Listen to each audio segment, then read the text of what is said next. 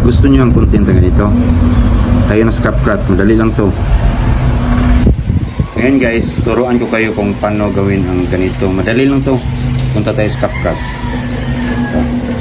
Pero mayroon na akong na-save na mga mayroon na akong na-save na mga video at saka picture. Kung wala kayo, punta kayo ng Pixel. Marami doon, free yun. Tayo na. Ito tayo. Kumuha tayo ng isa dito. Yan. Saka yung sa photo, yung ito. Ito lang gamitin eh. Yan. Saka yung aspect ratio, huwag niyong kalimutan.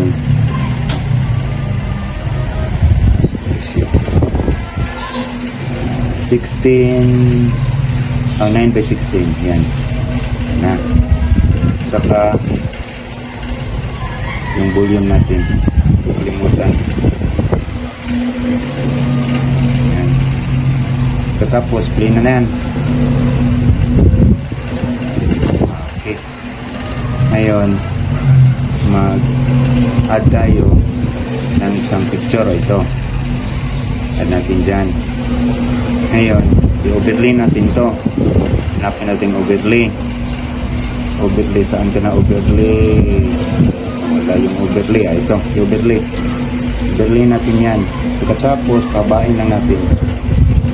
Pabain.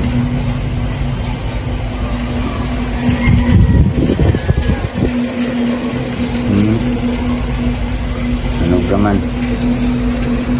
Kaya lang natin dito. Tama lang natin sa yan.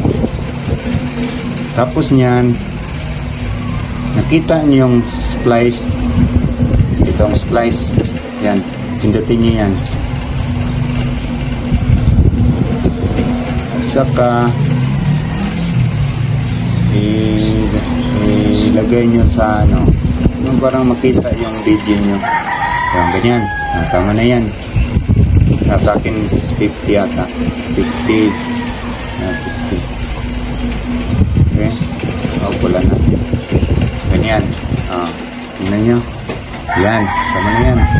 Saka balik kayo. Punta muna kayo ng punta kayo ng transform.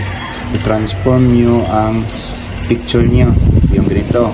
Kunin mo yung kasi hindi naman kasama yan. Ganyan. Ganyan.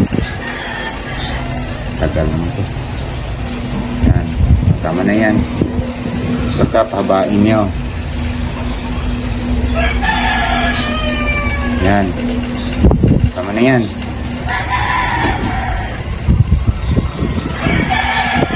Yun na.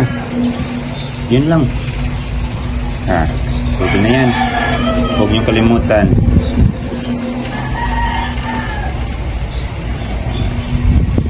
TTTP.